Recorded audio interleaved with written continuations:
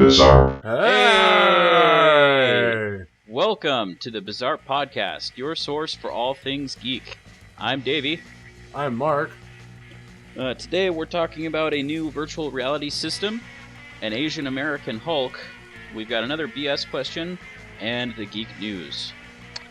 The Bizzarp Podcast is part of the Bizzarp Network. You can find this podcast and other goodies at bizzarp.com. That's bizzarp.com. You can also email us at feedback@bizzarp.com. So how was your week, Davey? It was good. Had a good week. A bunch of people from work went out last night, and they invited me and everything, but I ended up not going because I have a 1-year-old son and I don't get to do fun things. Well, I mean, we hung out. I was gonna say, fucking ouch. No, I'm just saying I don't go places like clubs and such. Well, those aren't fun anyhow. Yeah. Unless, like, that's the life you want to live. Yeah. I got, like, pictures of selfies and stuff, and it looked like they were having a good time, but at the same time I was like, made me feel old. Right? How was your week? Work was pretty fucking heavy. Yeah. It was spirit crushing, to say the least. But I mean, overall, it was pretty good. Alright. Not much else I can say about that. I mean, you came over last night. We had a beer or two. Yeah. Played some Magic. We played Insanity Mode on... Not Insanity Mode, Suicide Mode. On Smash Brothers. Yeah. That was great. I really want to turn that into a drinking game. Oh, God. Oh, God. Anyway, alright, let's jump into the topics. Yeah, let's do that. Let's do it right now. Come on. Yeah. Yeah. So, why don't you do this topic, the Virtuix Omni VR system? Hell yeah, I'm all about this topic. Alright, so we have the Virtuix Omni, which is a new gaming platform. Literally. It's built mainly for the, if you haven't heard about it, it's basically like the next step towards full body immersion into video games. Mm-hmm. It's a platform where you have it comes up to your waist, so there's a harness that you get into. It has special shoes, it has trackers, and you walk, and in the game, it tracks you in-game and what you're doing. So you're actually walking in-game when you walk on this little platform, when you walk in place, or run in place. It hooks up to the Oculus, and therefore you're moving your character around just by using your head. Oh. Yeah, and then for whatever system, it also hooks up to whatever system you play, Xbox, PS4, and so you just need the controller for basic attacks. Attacks, or shooting your gun, or whatever you're doing, selecting shit. I was actually wondering what they were going to use for a controller, because on their website it doesn't really show anything about a controller. Yeah, no, it's just for like your normal gaming platform. The only shitty thing, in my opinion, about this is it's not for me. I'm too big. I wear size 18 shoes. Well, I don't know if you have to wear their shoes. It's just... You don't have to, but it works better if you do. Yeah. But at the same time, the harness doesn't fit around me either. The biggest the harness goes is like 2 sizes too small for me. Oh, damn. Yeah, that's like just barely. I wonder if even if it's adjustable? I don't know. Altogether, it's $700 for the whole package. That means everything that you need to start, and then, another $400 for your game system, another $400 for the Oculus Rift. Actually, I think that's $250 now. But, for a good grand, you're a little over $1,000. You can take the next plunge into full body immersion video games. Yeah. They have demos on their sites of games they've played, and Skyrim looks fucking amazing on there. Oh, they played my Skyrim god. on that thing? Yeah. Holy Oh crap. my god! Now I just need the Oculus Rift to add like a video, or not a video, a voice function, so I can run around and actually shout and do shouts in Skyrim. Just run around and Fusro dying, fucking everything. Oh my god, it's so amazing. This would be like the ultimate, like man cave, like garage thing to have. Yeah, absolutely. Now, the porn applications. Because Because, VR. Well, yeah. And porn gets into everything. Yeah, we'll see. I mean, the harness is pretty restricting in there. Pretty damn restricting. Yeah, with that attitude.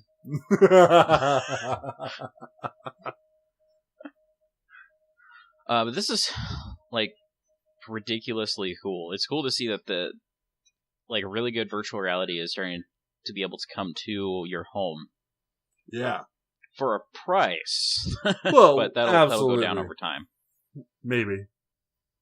I mean, if it depends on if it gets popular or not, Right. Well, I guess it wraps up that topic. Let's move on to the totally awesome Hulk. Amadeus Cho. Yeah.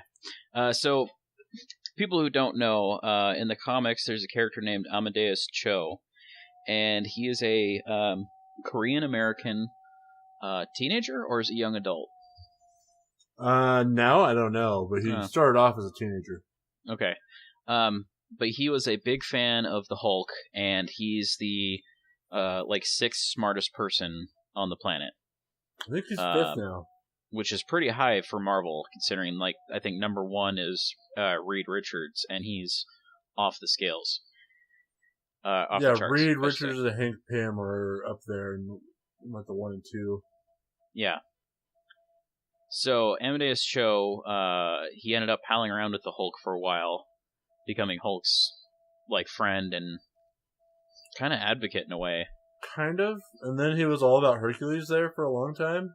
Oh, that was such a great run. Yes, it was. What's cool is that was written by Greg Pak. He did that Hercules run, and he's writing this. Oh, is he? Yeah, and Greg Pak is an excellent Hulk writer, so it's definitely in good hands. And the art is by Frank Cho. Oh, awesome. Oh, yeah. What else has Frank Cho done? Frank Cho is kind of known for his busty females and pinup art. Right, but I'm not sure about what comics he's done. Let me see here. Okay. I'm trying to remember, because I know there was something else I really liked him in. I want to say it was a DC, like Gotham Knights, but I could be way off. He's done a bunch, mainly for Marvel. Yeah. He's been on Hulk, X-Men, he was on Avengers vs. X-Men 0. So he does a lot of work with Marvel. Okay. But what's cool about this character is it's going to be... They haven't said, or at least I haven't seen, how he's going to turn into a Hulk. Right.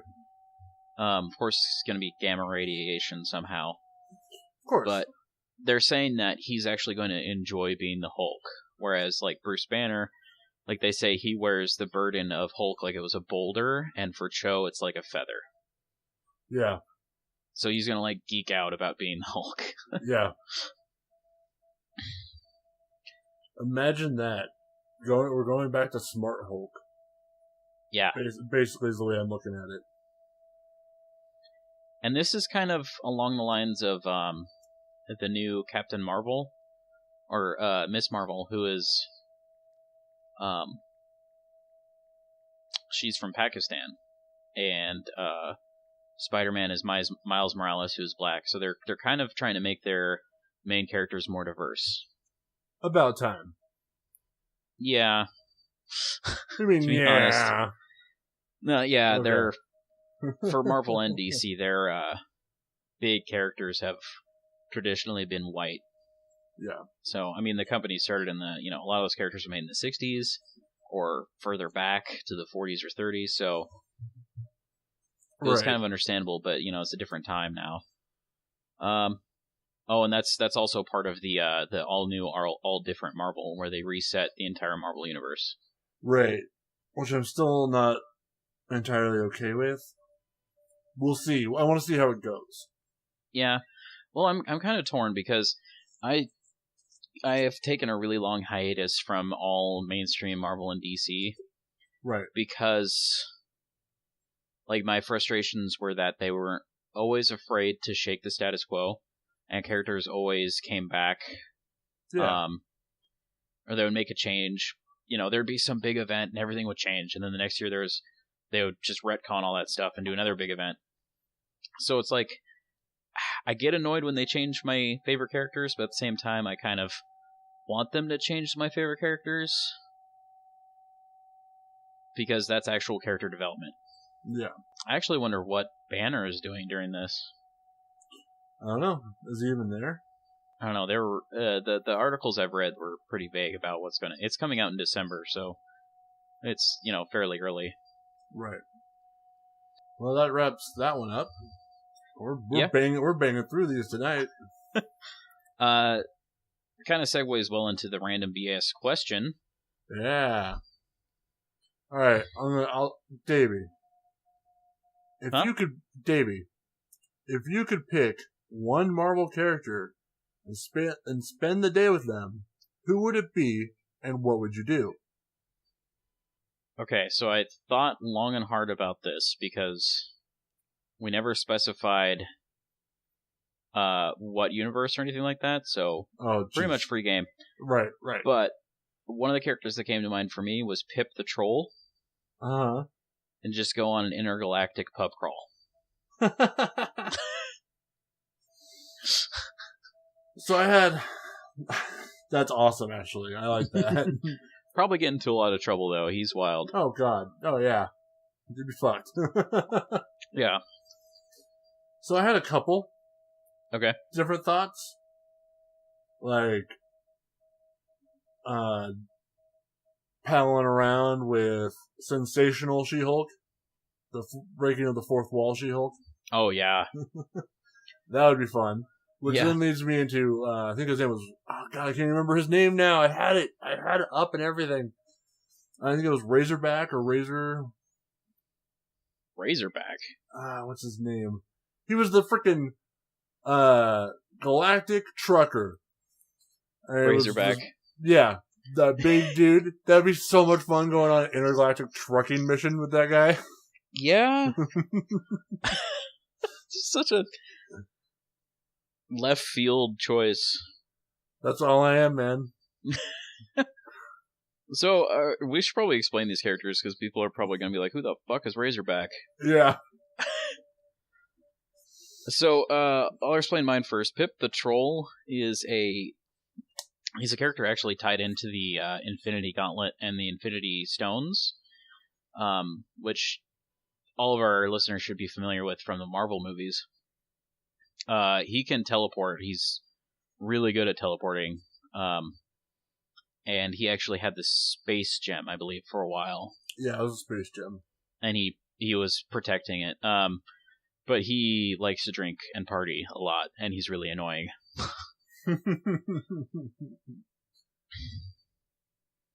Yeah. As for Razorback, I don't remember a whole lot about him, except that he had an awesome semi that he toted around the galaxy. Yeah. And that he wore a big-ass, Boar's costume. Like a big old pig head over his head, and you can never really see his eyes.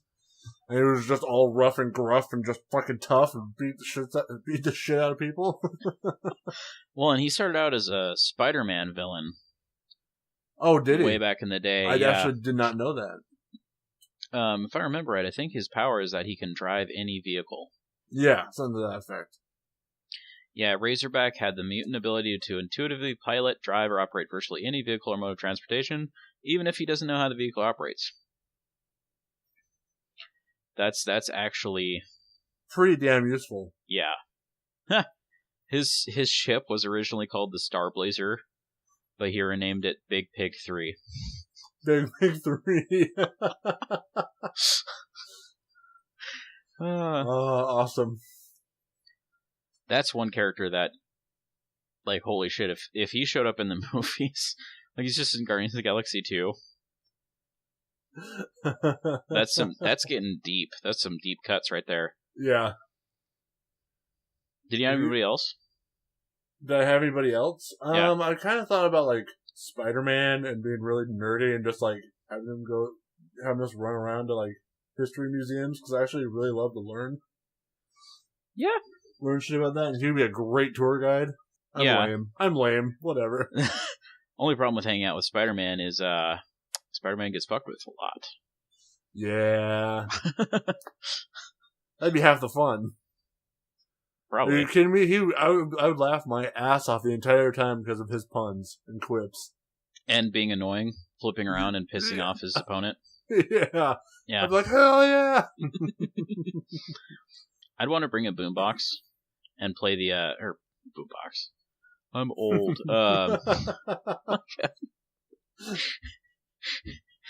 Anyway, some sort of speaker device and play, the Spider-Man theme from the 90s.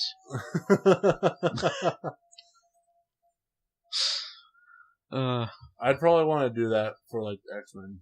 The old X-Men show theme. Yes. Ba-na-na-na-na. I miss when shows like that had, like, sweet metal openings. Right? Like, the original Power Rangers opening is so sick. Right? Oh my god. That guitar solo. Oh. Anyway, so, tell us what you would think, or how you would answer this question if you could hang out with any one Marvel character, and it could be from, just go nuts, the movies, Marvel Zombies, video games, anybody from Marvel that you would like to spend the day with. Huh? Amalgam? Is it Amalgam universe? Oh god, yeah, Dark Claw. Anyway, let us know on our Facebook page. We'll post a status where you can answer. So, moving on to Geek News. Geek News! Apparently, there's going to be a Mega Man movie. Which, it's going to be... do we know if it's going to be CG or live action? Well, that's kind of up in the air. This is, it's been pretty much confirmed, but there's, like, no details out. But, the team working on it, they're the ones responsible for the Planet of the Apes reboot movies. Oh, okay. So, that kind of suggests that they might be doing a live action sci-fi movie. Right. I don't know. It's just kind of a weird. I don't know if I ever expected a Mega Man movie. They're going to need a lot of little people in that movie. They're all short. They're all super fucking short. Yeah, unless they go with the original game cover for Mega Man. That's true. You remember that? I didn't even think about that. That weird. See, I don't know if live action would work for Mega Man. I think it would have to be animated. I think, it'd either have to be animated or CG. Yeah. It's just kind of a weird storyline and aesthetic for live action. It'd be almost like Tron. Yeah. Dr. Wily. I don't know. We'll have to see. It might end up being fucking, mind-blowing, but... Right. I kind of doubt it. I mean, which robots is he going to fight? Or which robot masters is he going to fight? And is Zero going to be there? Oh yeah, is this going to be like Mega Man X? Yeah. Yeah. I still have this. I have this one picture, and I love it to death. And it's of what was it, Windman, the big fan. Yeah. Robot Master, and it's like, do you know what it feels like to have to love all these people, but only have the power to push them away? Yeah, I remember that. It's such a stupid. I'm a giant industrial fan. Okay.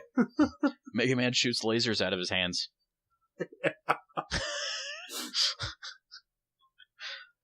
I just hope that Mega Man is kind of making a comeback and we'll get some more goddamn Mega Man games.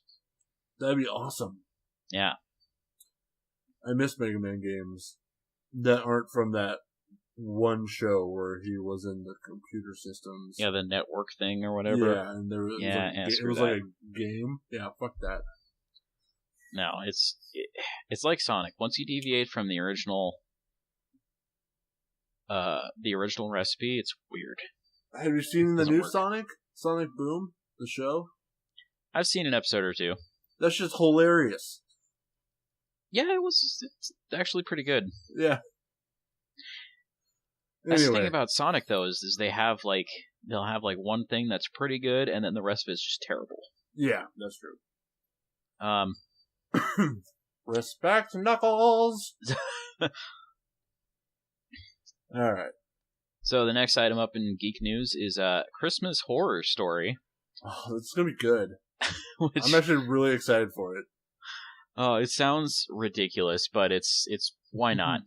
So basically, William Shatner is going to be in this movie, a Christmas horror movie. It's literally called A Christmas Horror Story. And let me see. I'm trying to find it's very Jim Henson Tales. The Jim Henson movies where Jim Henson's the storyteller. Oh yeah, he's going to be the storyteller for it. Yeah. But it's a Krampus anthology movie. So it's going to be focusing on Krampus, who's like the evil version of Santa. Krampus is insane, by the way. Is it Krampus or Krampus? I always thought it was Krampus. I think it would probably be Krampus. Krampus kind of sounds funnier, though. That's true. But yeah, go ahead. Sorry, I'm reading a little bit of the synopsis here. It says, Krampus is like Bad Santa, only hungrier. He is the coal in the stocking of little Bavarian kids who are naughty during the year. A Christmas horror story treats them like the Walking Dead, zombies with the munchies. And they have a picture of Krampus. He looks pretty badass, actually. Does he? Yeah. You should put that up in the show notes. Oh, of course I will. Okay. Yeah, just the plot involving Santa having to fight Krampus and his own elves are being infected and turned into zombies. That's amazing. Yeah. Merry Christmas. I'm down for that. I will be there. Yeah. I like how Krampus is like starting to become popular. Right? In a lot of stories. It's not like it's not like he's become part of the Christmas mythos anymore, but well, I mean, he's always been part of the Christmas mythos in Germany. Oh yeah. Yeah. We're American. I don't care what they do. We're over fucking there. young, okay? We don't get to dictate mythos of certain things that come from other countries. Hey, if you don't like our American mythos, you can get out. If Donald Trump wins, I will be. Yeah, I Hitler. think that there will be a massive pilgrimage to Canada. Yeah. Well, yeah, no one wants to be around Hitler. Version 3. Donald Trump? Yeah. Who's Hitler version 2? Turkey. During the Armenian fucking genocide. Oh. That might have happened before Hitler. It was in the 1900s sometime. Anyway. Let's move on. This has gotten way off the rails. Yeah. Alright, so, next up in the Geek News. Apparently the composer of the Halo theme, Martin O'Donnell, who is also a co-founder of Bungie, has won his case against Bungie. Apparently he sued them because he was abruptly fired in 2014, and he felt he wasn't compensated for his works. Okay. It's kind of crazy. Apparently Activision kind of fucked this up. Oh, really? Oh, yeah. Big surprise there. It's Activision. But apparently, he worked with Paul McCartney, which is crazy, to record an original suite of music to be used throughout Destiny. But Activision apparently replaces music with a soundtrack it had developed for a trailer instead of his music. Okay. And apparently he got pissed off. I'm just kind of paraphrasing all this. Apparently he got pissed off. Bungie felt that he was insubordinate and thought that he was going to publish the music he had recorded, even though he's told not to. Anyway, he's won the suit. He's got a ton of money. They gave him, not a ton as far as lawsuits go, but $95,000 in unpaid wages, another $142,500 in profit sharing. Nice. Yeah. That's still a bit of money. Okay. Yeah, and I'm kind of glad that he won this because fuck Activision. Yeah. Them and EA, they just fuck up everything they touch. Yeah, no one really gives a shit about Bungie too much anymore. No, I mean, Destiny ended up being such a disappointment. I mean, a lot of people that I know would argue against that, but I agree. Yeah.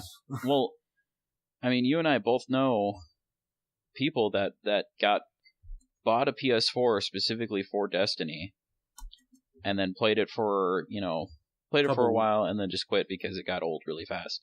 Yeah. Like, we told them it would. We told you! Yeah, and it was like a month later, yeah, we don't play that anymore. Yeah.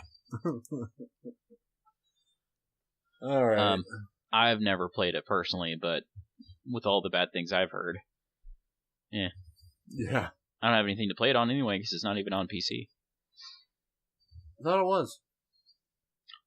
No, pretty sure it's not. Huh.